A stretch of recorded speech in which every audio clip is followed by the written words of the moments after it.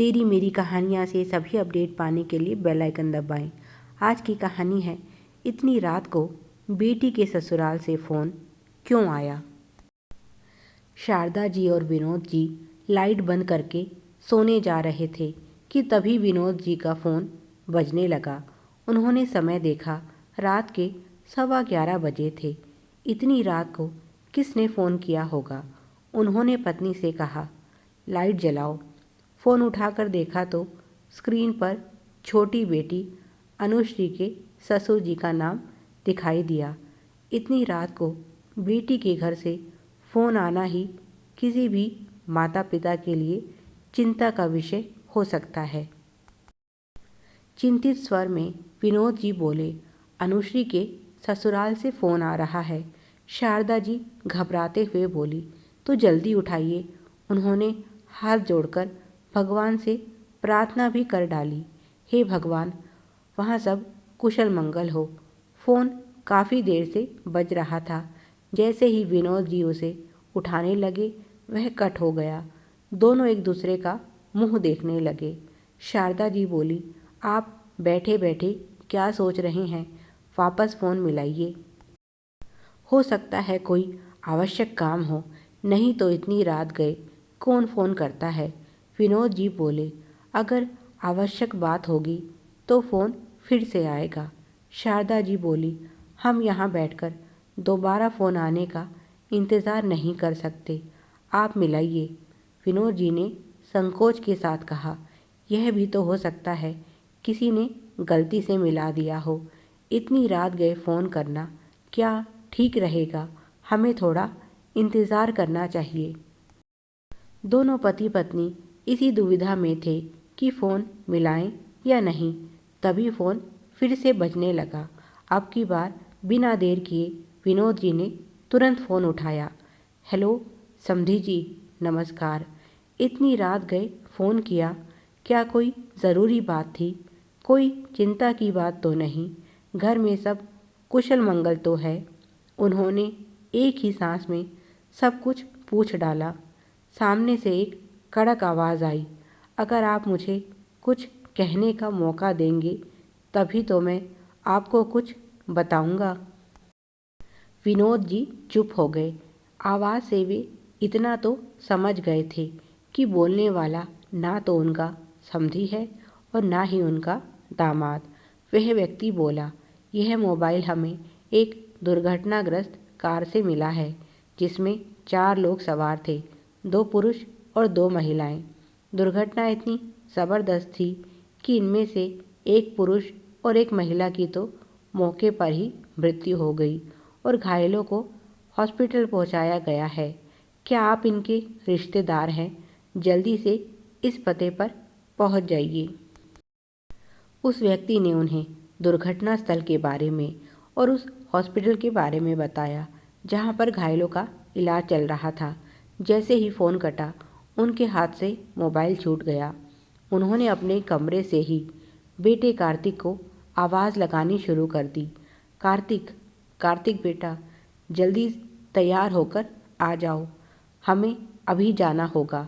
शारदा जी बोली, ऐसा क्या हो गया, मुझे कुछ बताइए तो सही, और आप कहाँ जा रहे हैं? रात के समय पिताजी को इस तरह पुकारता सुनकर कार्तिक और उसकी पत्नी जल्दी से उनके कमरे में पहुंच गए। कार्तिक बोला, क्या हुआ पिताजी? बहू ने शारदा जी के पास बैठते हुए पूछा। माँ, क्या हुआ है? शारदा जी बोली, पता नहीं, मुझे भी कुछ नहीं बताया, बस कार्तिक को बुलाने लगे। विनोद जी ने अपनी सारी हिम्मत बटोर कर अपने परिवार से कहा। अनुश्री के ससुर जी के फ़ोन से किसी अजनबी ने फ़ोन किया था और उसका कहना है कि एक कार का बहुत ही ज़बरदस्त एक्सीडेंट हुआ है जिसमें 4 लोग सवार थे। उनमें से एक महिला और एक पुरुष की तो मौके पर ही मृत्यु हो गई और बाकी 2 का इलाज चल रहा है। हमें तुरंत आने के लिए कहा है। बेटा, अब तुम बिना देर किए जल्दी से तैयार हो जाओ। मेरा मन बहुत घबरा रहा है। यह सुनकर शारदा जी ने तो रोना ही शुरू कर दिया, क्योंकि अभी एक दिन पहले ही उनकी बेटी से बात हुई थी। तब उसने बताया था कि पूरा परिवार नैनीताल घूमने जा रहा है और अब यह दुर्घटना। अभी उनकी बेटी की शादी को केवल 7 महीने हुए हैं। सब कुछ बहुत अच्छा चल रहा है उसके जीवन में। बहू पारुल शारदा जी को सांत्वना देने लगी। माँ जी, आप चिंता मत कीजिए, भगवान पर भरोसा रखिए, हमारी अनुश्री बिल्कुल ठीक होगी। विनोद जी बेटे के साथ जल्दी से निकल गए और शारदा जी बहू के साथ बैठी बैठी अपने अधीर मन को समझाने का प्रयास करने लगी। अगर उनके दामाद को कुछ हो गया होगा तो उनकी बेटी का क्या होगा, और अगर बेटी ही नहीं रही तो फिर। उस व्यक्ति ने बताया था कि बचने वालों में एक महिला और एक पुरुष है। उनका मन अंधकार में डूबता जा रहा था और आंखों में आंसुओं का सैलाब उमड़ रहा था। यह क्या हो गया उनकी हंसती खेलती जिंदगी में। उनके 2 बच्चे हैं, बेटा कार्तिक और बेटी अनुश्री।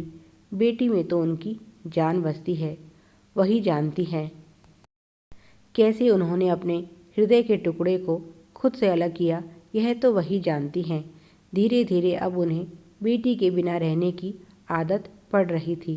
कार्तिक और बहू पारुल अक्सर उनसे मजाक करते थे कि माँ जी, आप बेटी से दूरी बर्दाश्त नहीं कर पाएंगी, इसीलिए हमें कोई घर जमाई ही ढूंढना पड़ेगा अनुश्री के लिए।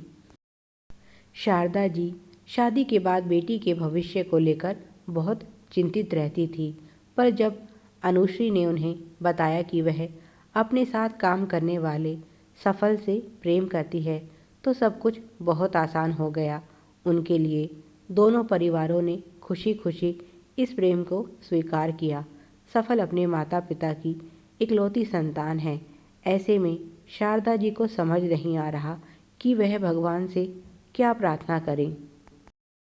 यह भी हो सकता है दुर्घटना में जिनकी मृत्यु हुई है वह उसके सास ससुर हों और दोनों बच्चे सही सलामत हो, पर यह भी तो हो सकता है कि उन दोनों में से कोई एक इस दुनिया को अलविदा कह गया हो।